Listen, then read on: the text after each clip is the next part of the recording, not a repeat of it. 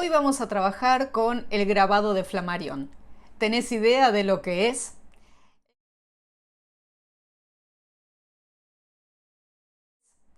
El grabado de Flammarion es una imagen que se repite una y otra vez en libros, en reproducciones, sobre todo de buscadores del autoconocimiento y de la espiritualidad.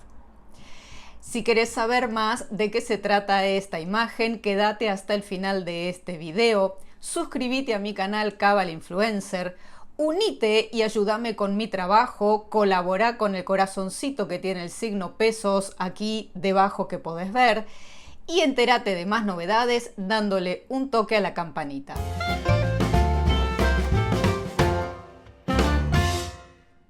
En 1888, el astrónomo y prolífico escritor Camille Flammarion publicó el libro L'Atmosphère, Météorologie populaire en París. Para muchos, la parte más notable de este trabajo fue una imagen grabada en madera que se publicó por primera vez, conocida históricamente como el grabado de Flammarion. Este grabado contiene las interpretaciones históricas más ampliamente estudiadas y reproducidas en la búsqueda del hombre para el conocimiento del universo. Algunos comentaristas afirmaron que Flammarion produjo la imagen para propagar el mito medieval de que la Tierra era plana. Sí, el terraplanismo, esta idea que ahora fue reflotada por un grupo de personas que no están muy versadas en lo científico, ya existía en la época medieval y con minucias, con detalles, con observaciones que podrían sorprender hasta el más avesado de los científicos.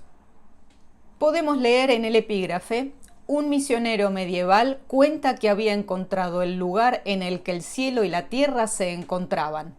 Esto explica Flammarion en el epígrafe de su grabado.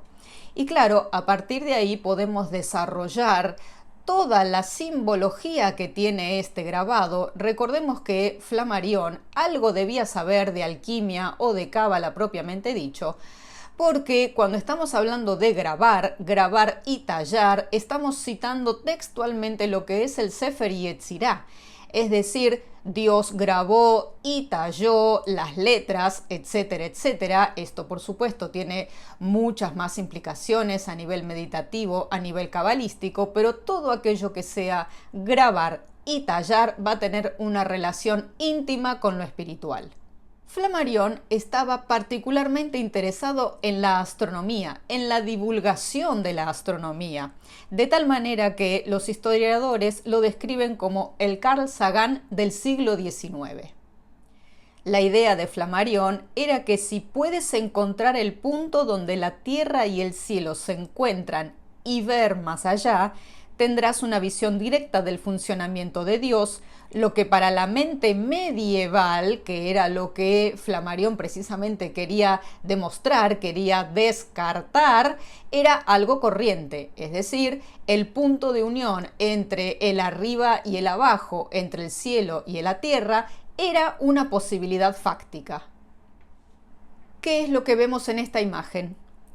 El grabado representa a un hombre vestido con una túnica larga y portando un bastón que se arrodilla y pasa la cabeza, los hombros y el brazo derecho a través de un espacio entre el cielo estrellado y la tierra, descubriendo un maravilloso reino de nubes circulares, fuegos y soles más allá de los cielos visibles desde la tierra.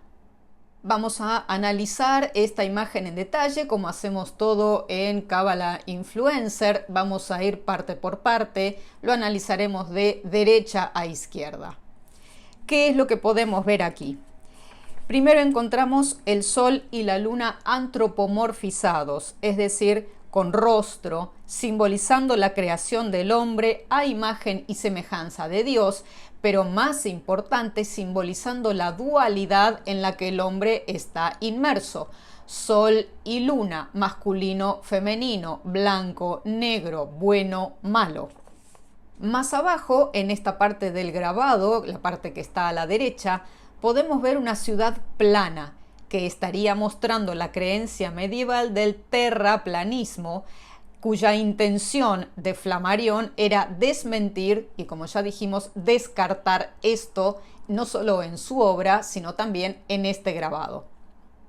La ciudad se halla al lado de un río o de un lago que contiene agua, quizás mostrando las áreas geográficas más propensas para la elevación espiritual y el trance meditativo o profético, tal como le sucedió al profeta Ezequiel.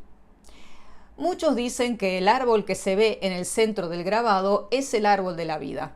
Yo lo veo más como el árbol del conocimiento del bien y del mal, porque esta parte del grabado representa lo consciente, lo revelado, el mundo material o el mundo de la dualidad.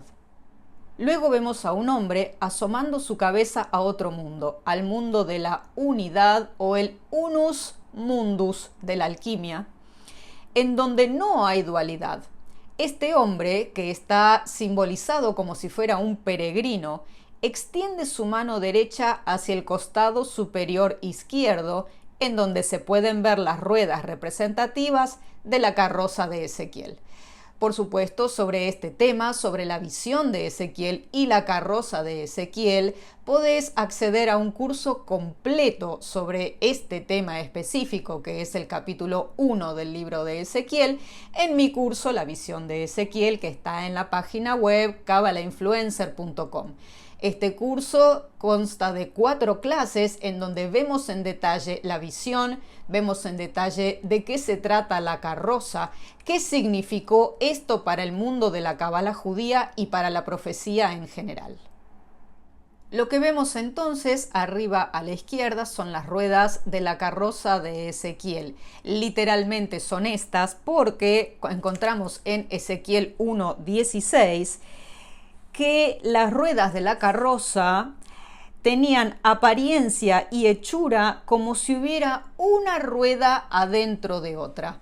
Esta es una simbología muy importante, no solo dentro de lo que trae el Tanaj o el Antiguo Testamento hebreo, sino también que podés ver esto en muchos aspectos de la física, de la metafísica y de la alquimia. Es interesante observar que el peregrino parece que solo tiene un agarre casual de su bastón. Su mano se cierne libremente por encima, sin agarrarlo, lista para recuperarla rápidamente. Es más, pareciera como que el peregrino está dejando su bastón atrás. Recordemos que el bastón habla de una tercera apoyatura sobre tierra. Tenemos el pie derecho, el pie izquierdo y un bastón que nos ayuda con ese apoyo, con esa descarga a tierra. La mano izquierda del peregrino permanece cerca, pero su mano derecha, probablemente la dominante, está ahora colocada en una posición más vulnerable y se extiende más allá del mundo que conoce hacia la rueda de Ezequiel, como queriendo alcanzar ese mundo desconocido, ese mundo de la unidad. No hay ninguna razón real dentro de este esquema, dentro de esta elaboración, para que el protagonista de este grabado haga esto, a menos que la rueda tenga un significado deliberadamente simbólico, porque si las dos ruedas giraran al mismo tiempo, se destruirían entre sí. Sin embargo, el símbolo de una rueda doble es bastante común en todo el mundo y según von Franz, que ahora vamos a ver quién es, denota un mandala doble. Los mandalas dobles o ruedas se han utilizado tradicionalmente como símbolos de la intersección del tiempo lineal con lo atemporal y se emplearon regularmente en prácticas adivinatorias, generalmente con una rueda fija y la otra sobre ella en movimiento.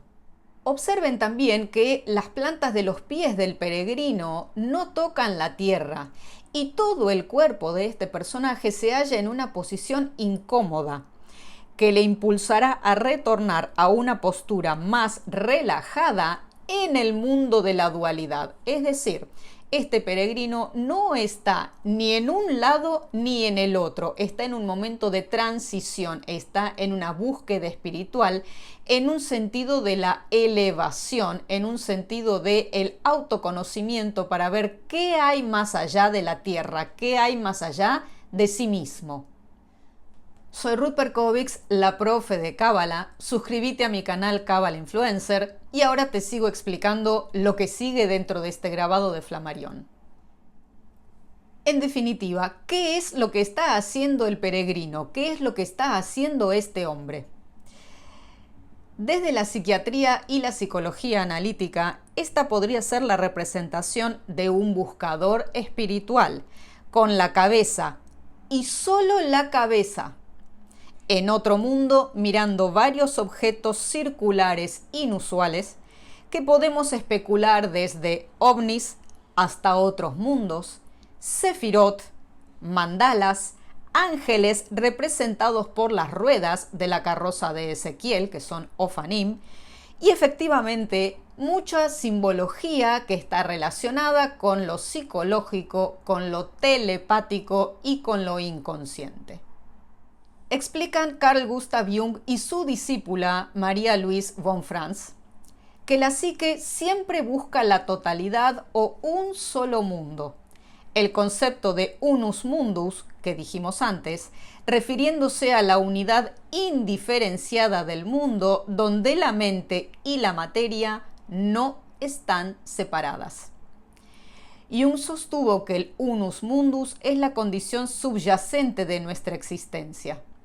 También era su opinión que cuando ocurren eventos sincrónicos, es decir, las sincronicidades o las coincidencias significativas, el unus mundus, es decir, el mundo de la unidad, irrumpe en la conciencia de la persona que lo experimenta. Así como muchos autores interpretaron esta imagen, este grabado, María Louise von Franz interpreta esto en su libro Number and Time. En la imagen, el peregrino espiritual deja atrás el espacio-tiempo ordinario y mira a través de la ventana de la eternidad al mundo del orden intemporal. A través de esta ventana, el hombre toca lo eterno en sí mismo y al mismo tiempo lo eterno puede alcanzar en su mundo atado al tiempo en forma de eventos sincrónicos. ¿Qué significa esto? Esto significa que muchas veces suceden sincronicidades que podríamos denominar incluso lapsus temporales, en donde se interrumpe la continuidad del tiempo. Es decir, el tiempo viene y la situación, la acción, en determinada dirección y esto se interrumpe con un evento elevadamente psíquico y espiritual en donde el mundo de la unidad aparece de repente. Esto, claro, toma por sorpresa a aquella persona que vive este hecho sincrónico, pero inmediatamente vuelve a su línea temporal y a su mundo dual. Es decir, es una irrupción del unus mundus en el mundo de la dualidad.